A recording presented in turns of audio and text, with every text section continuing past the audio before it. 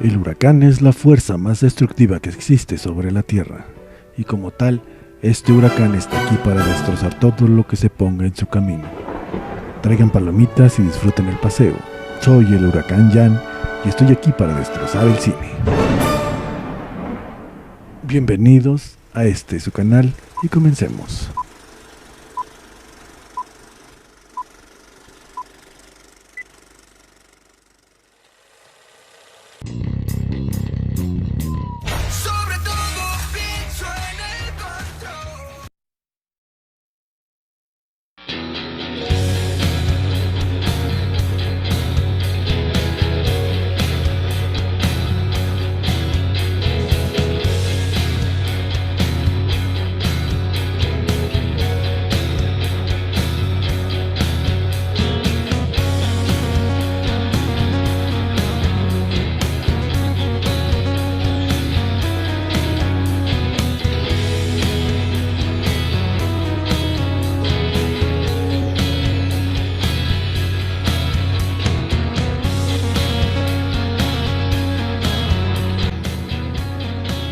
Mi primer problema con la película es que cuando algo tiene la palabra loco en el título, tiene que ser psicodélica, tiene que ser veloz, tiene que ser alucinante.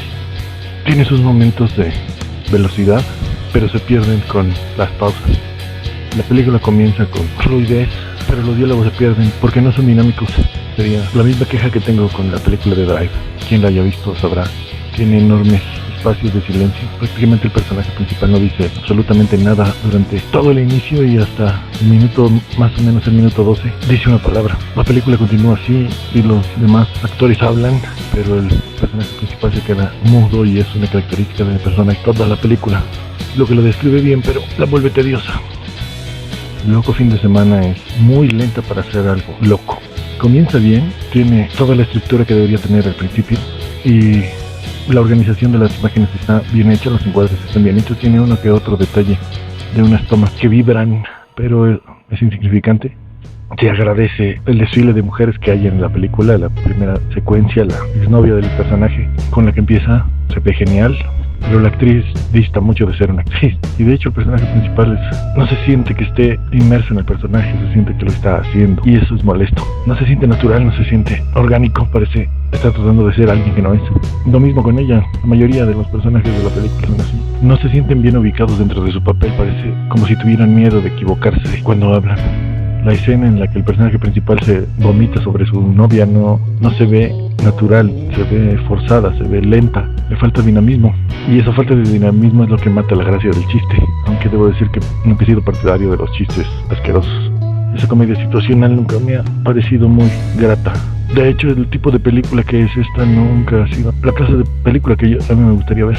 De hecho, detesto la película de que pasó ayer, y en general las películas del estilo no me gustan. Quizás la única película que he disfrutado realmente ver de ese tipo es más o menos Despedida de soltero, Experto en diversión y esa película que era Negocios riesgosos.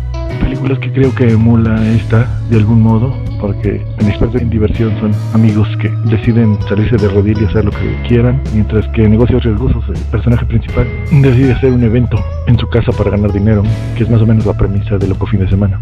Pero en ambas películas que acabo de mencionar, todo lleva una velocidad, un ritmo. Algo que muchos de los cineastas fallan en entender es que las películas son exactamente igual que la música. Deben de llevar un ritmo, una cadencia, una melodía, porque la música es tridimensional. La música no es solo un ritmo, ya es la combinación de varios ritmos, de varios tipos de música que se acoplan uno a otro en algo que se llama contrapunto. Muchos ritmos mezclados que al unirse suenan como algo nuevo, como algo que no parece posible por sí mismo si separas las partes. Aunque no hay mucho que se pueda esperar de una trama tan fársica y tan ligera, la película no pretende ser 2001 Odisea del espacio, solo pretende entretener y por momentos lo logra. Tiene algunos chistes que funcionan bien, aunque hay algunos que en mi opinión habría que recortarlos, hay unos que de plano habría que quitarlos, y hay otros que deberían ser más veloces para que la trama funcione, porque sucede lo que sucede en el teatro. En el teatro, cuando alguien interrumpe, se pierde la inmersión.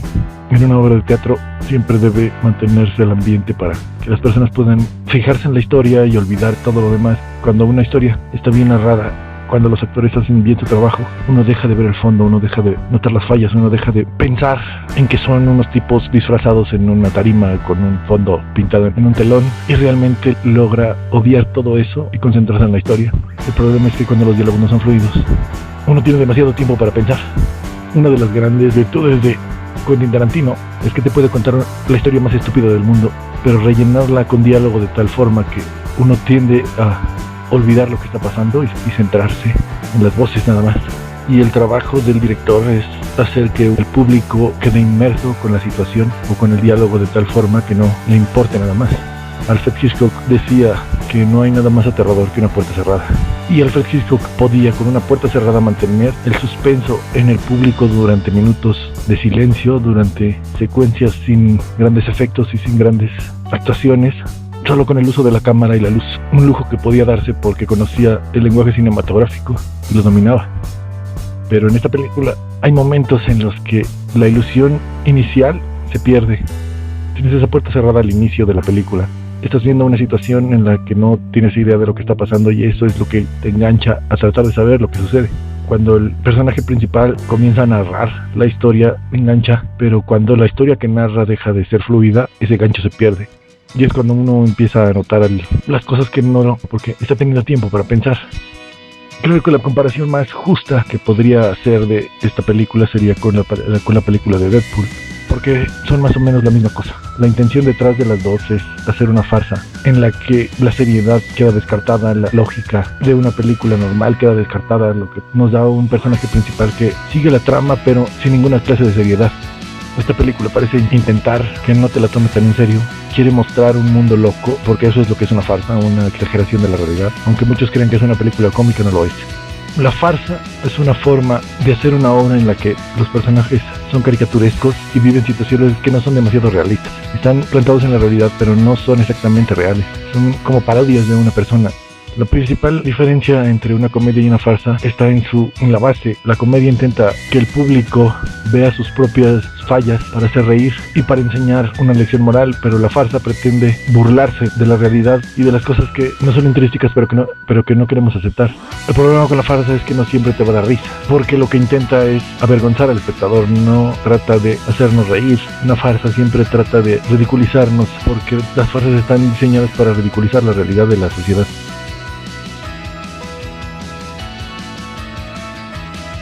¿Qué apesta calzones de anciana? Hablas como si tuvieras un pene en la boca. Mientras que la comedia suele tener una profundidad más grande, siempre trata de enseñarnos algo, siempre trata de que los personajes evolucionen y sean mejores personas. La farsa no. Principalmente la farsa lo que hace es plantear situaciones y cosas que a veces dan risa porque están hechas de manera ridícula, mientras que la comicidad solo intenta que la gente ría de forma espontánea y sin pensar mucho. La farsa usa la situación para causar una cadena de eventos que desemboquen en caos y estupidez. Pones un personaje en una situación ridícula y a veces este personaje se vuelve grotesco y a veces se vuelve gracioso. Y en general eso es lo que es la vida. La vida no es una comedia, la vida tiene sus momentos de comedia y sus momentos de dramatismo y sus momentos de terror. Es así como funcionan las relaciones humanas. Puntos que se contraponen, puntos que se llevan uno con otro, cosas que no tienen nada que ver, situaciones eclécticas que uno no pensaría que pudieran suceder. Por eso dicen que la realidad siempre supera la ficción, porque en la ficción todo es lógico y todo está calculado, la realidad es demente. La comedia siempre trata de hacernos reír y no se centra tanto en contarnos una historia, mientras que la farsa trata de sacar todo lo que está detrás de las cosas, todo lo que es ambiguo y engañoso. Trata de mostrarnos una realidad que no queremos ver, incluso con personajes que son extravagantes, pero no al grado del ridículo, sino manteniendo siempre su credibilidad. Nunca se salen de la realidad o la fantasía. No son como las caricaturas. Una farsa es como una caricatura de las que hay en el periódico. Retratan una realidad que nos hace reír a veces, por triste que sea, con el afán de mostrar de forma graciosa una realidad negra, exagerando los detalles de un personaje, exagerando sus palabras, al grado de ridículo, pero dentro de los parámetros de la realidad, para criticar a las sociedades del humor. Una comedia puede ser absolutamente absurda. El pastelazo, el chiste barato, la situación estúpida, la broma obscena son armas que usan la mayoría de los cómicos y que a mí en general no me hacen reír. Mientras que la farsa no intenta hacer reír, sino que intenta mostrar todo lo que las personas ocultan, y eso a veces resulta en risa, aunque sea una risa nerviosa a veces. puede burlarse de las creencias, puede burlarse de las filosofías, y en general es una especie de reflejo mismo de la realidad, un reflejo deformado que pone en ridículo todas las cosas que consideramos loables. Los japoneses lo hacen mucho en el anime. Los japoneses siempre tienden a darle una personalidad totalmente opuesta a los personajes que representan. Un anciano respetable, honorable y un gran maestro, en el anime siempre es un pervertido, es un perezoso, es un vago. Un sacerdote que se supone que es un personaje respetable en la realidad, siempre tiene una personalidad en contra de lo que representa. Eso es comedia fársica. El monje es mujeriego, el monje es pervertido, el monje es un ebrio, el padre de familia respetable es un vago, mientras que el que todos llaman vago a veces asume el rol del héroe. La comedia japonesa siempre ha sido así, es la forma en la que ellos te hacen reír. No dependen de los chistes, sino de la situación. El personaje de la mujer respetable es una calenturienta, el personaje del científico es un idiota. En la comedia fársica siempre nada es lo que parece. Pero invariablemente la farsa siempre tiene un final feliz. Nunca termina en una tragedia, nunca se resuelve mal. Siempre debe tener un final optimista. Y creo que en ese sentido la historia de Loco Fin de Semana tiene esos elementos presentes.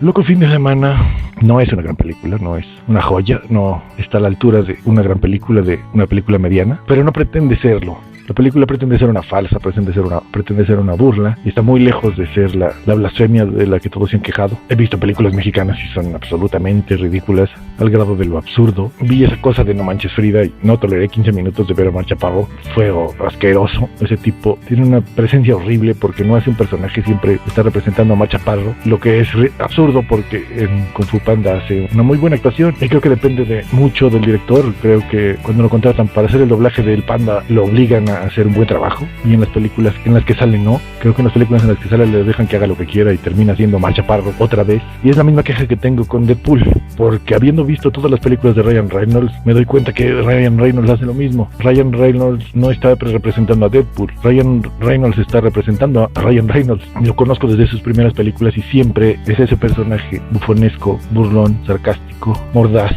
ridículo, dice estupideces, hace tonterías y más o menos usa los mismos chistes. La primera vez que vi Deadpool me hizo reír porque las situaciones son una farsa. Volví a ver la película por tercera vez anoche y no me hizo reír. De hecho me aburrió. Vi la segunda película de Deadpool y solo un chiste me hizo reír. Solo una vez reí. Y pueden decir que no tengo sentido del humor y que soy amargado, pero la verdad es que hay muchas cosas que sí me hacen reír. Ya mencioné 3 películas que sí me han hecho reír.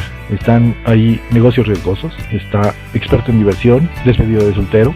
Otra comedia fársica que hace exactamente lo mismo es una película con Kim Basinger y Bruce Willis que se llama Citas Ciegas. Hay otra película que es otra farsa igual, que de hecho son 2 partes de una película con el actor Jack Lemmon, que se llama Dos Viejos Gruñones, y la segunda parte se llama Dos Viejos Más Gruñones. Es lo mismo en todas estas películas, es una farsa. Hacen una representación burlona de la realidad con personajes que se contraponen y llegan a situaciones que te hacen reír. Pero cuando has visto todas las películas de Ryan Reynolds ya no te hace reír, porque es como si hubieran hecho 12 partes de Dos Viejos Más Gruñones, y es lo que hace Ryan Reynolds. Ryan Reynolds te representa a sí mismo cada vez, igual que Omar Chaparro. Cada vez que hace una película hace el mismo personaje, los mismos chistes, las mismas formas de decir las cosas, y no hace una comedia fársica, simplemente él va a decir chistes, hace comedia, llega a hacer una parodia de sí mismo. En No Manches Frida ni siquiera es una parodia, es un ridículo, porque intenta imitar grandes películas de grandes actores que interpretaron a maestros, como Sidney Poitier en Al Maestro con Cariño, como James Belushi en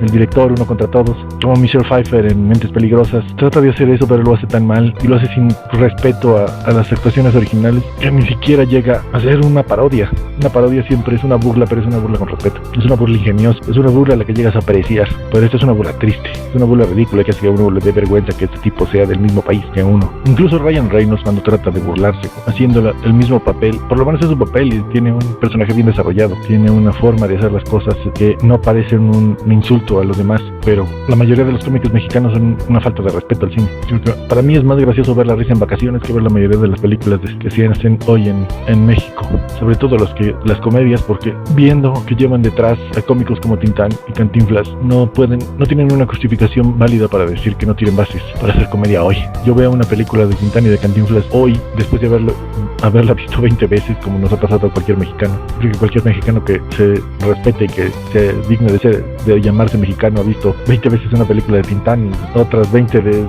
Cantinflas y de Pedro Infante. Y en el cine mexicano está uno de los que yo considero de los más grandes directores de la película de farsa, que es Joaquín Pardavé. No, Inés. El amor no es una disculpa, sino la razón de la culpa y la disculpa de la sinrazón. Joaquín Pardavé siempre aparece en una película como un personaje ridículo, como un personaje extraño que hace reír sin siquiera intentarlo. Yo creo que esa es la genialidad de la comedia. Decir un chiste creo que cualquiera puede hacerlo, pero plantear una situación en una película en la que uno se ríe porque se ríe es genialidad. Loco Fin de Semana tiene 2 o 3 momentos que hasta a mí me hicieron reír y soy un amargado. No es que me haya desatornillado de la risa, pero me hicieron reír. Mi problema más grande, creo, con Loco Fin de Semana es que es lenta. Y es lenta porque siento que está mal editada. Uno entiende que una película de bajo presupuesto, con actores que estén ahí más por amor al arte que por capacidad histriónica, tenga fallas. Y es lo que decía yo del teatro. Cuando uno está viendo el teatro, puede ver toda la tramoya y todas las fallas y las manchas y las arrugas y las roturas en cada cosa que hay ahí. Pero el director te lleva de un modo en el que a los 10 minutos de comenzar la obra olvida que estaba viendo las fallas de toda la tramoya y se concentra en la historia. Y eso es lo que pasa aquí. Loco Fin de Semana, uno pierde la magia. De pronto te atrapa, pero la lentitud de los diálogos hace que uno pierda la inmersión. La otra cosa es la edición. Hay un punto a mitad de la trama en el que yo personalmente creo que debió haber comenzado la película. Para mí creo que los 3 mejores actores de la película son Pascasio López, este tipo de aquí, el doctor. Si editaran su secuencia un poquito, creo que está sobreactuada el inicio de su secuencia, esa parte donde está tratando de jugar con el otro personaje en el consultorio, no creo que sobra. Si hubieran recortado esa secuencia a la mitad, hubieran dejado solo la parte en la que hace que se desvista, hubiera sido genial. Y la coneja, me divertí con la coneja, aunque la narración que está detrás de ella no está tan bien hecha. Por cierto, yo doy gracias de no haber visto al Diablito diciendo comentarios grotescos porque lo detesto. Creo que la música está bien, con excepción de la canción del vaquero rock and rollero. Esa canción en esa escena estuvo absolutamente horrible, tengo que decirlo. No encajaba por ningún lado. No logro imaginar una fiesta con mujeres como esas en esta época, disfrutando de esa canción en ese momento, en una fiesta de ese tipo. Me parece que la Castañeda hubiera estado mucho mejor ahí, con una canción dinámica, una canción más estilo pop, techno o algo por el estilo. Me parece que esa secuencia sí, yo la arrancaría de la película. Esa canción me gusta, pero no ahí. Hace que piense que están en un slam de punquetos en Avándaro y no en una fiesta de fresas, ricachones así. Y tengo que decirlo de alguna manera más gráfica. Me parece que necesitaban una canción más fresa en esa escena. Y me parece, y el otro error imperdonable creo que es la fiesta.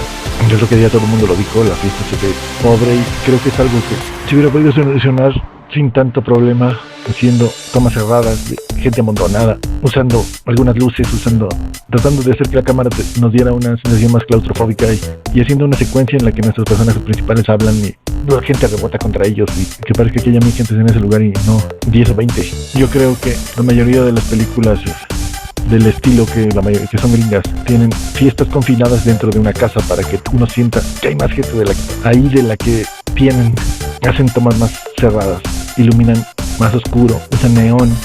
Tienes una situación en la que hay tanto ruido y tanta gente, supuestamente, que los actores tratan de hablar y se meten a un closet para poder hacerlo porque afuera no pueden, y eso hace que la dimensión de la fiesta sea más grande al ubicar a los personajes en un lugar más chico, más claustrofóbico.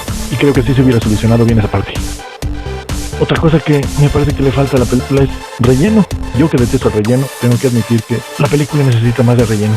Necesita que haya más situaciones entre una secuencia y otra, que aunque no tenga nada que ver, aunque no aporten nada a la trama, mantengan el ritmo musical que lleva del principio. Me parece que toda la película debería tener el ritmo de la canción del tráiler. Pam, pam, pa, pam, pam, pa, pam, pam, pa, pam, como una cabalgata. ¿Cómo lo explico? La mayoría de las películas tienen una forma de contarse. Por ejemplo, El Escuadrón Suicida se cuenta al ritmo de Queen, y que el ritmo tiene el ritmo de Queen es constante y de pronto psicodélico. Es un ritmo que comienza tranquilo y se vuelve caótico. Esta película debería de llevar el ritmo alegre de la canción del tráiler, de principio a fin, con unos picos altos y relajarse al final. Creo que toda la música, a excepción de esta canción que ya mencioné, está bien ubicada, y mi otro problema es hay silencios demasiado largos de música y hay partes en las que suena música y de repente se corta, cambian de escena y la música ya no sigue. Entonces es como si fueras en un coche a 50 kilómetros por hora y el chofer fuera frenando sin aviso.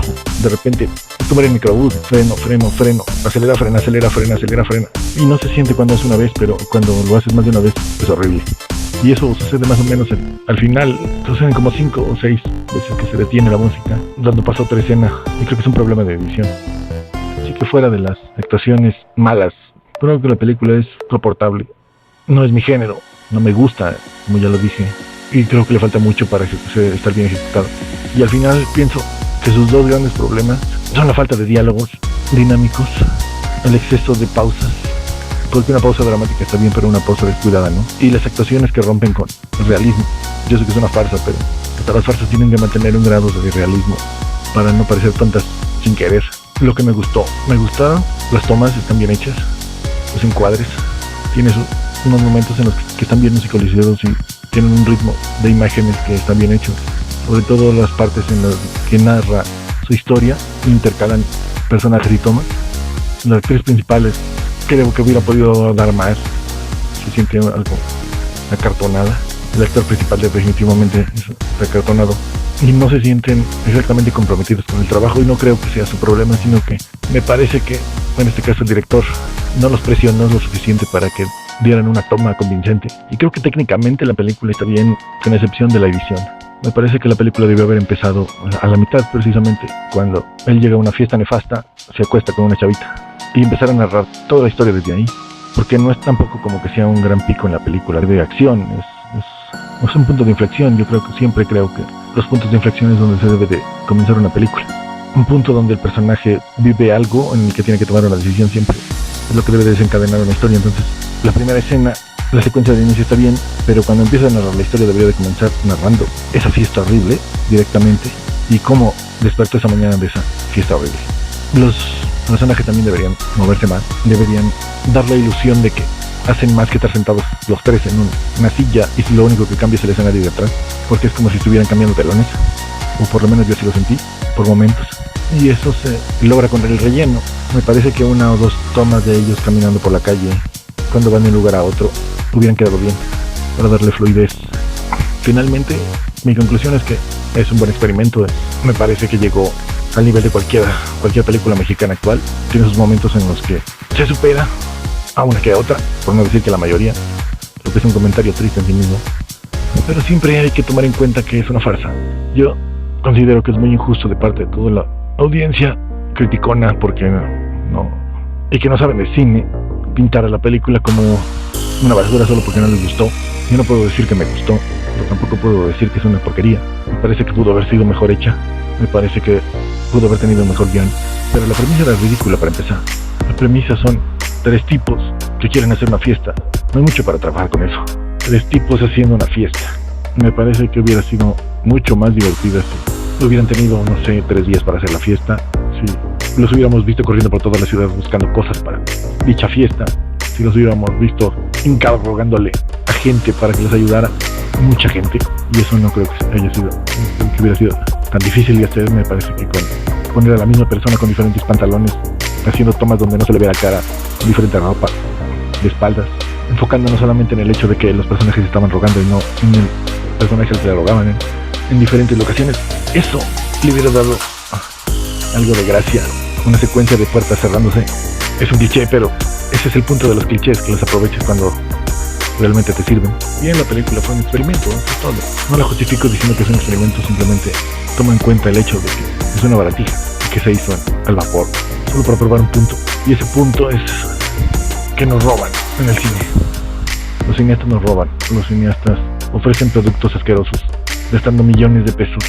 Y el hecho es que en los últimos 10 años he visto tal vez 4 películas mexicanas que valieron el boleto.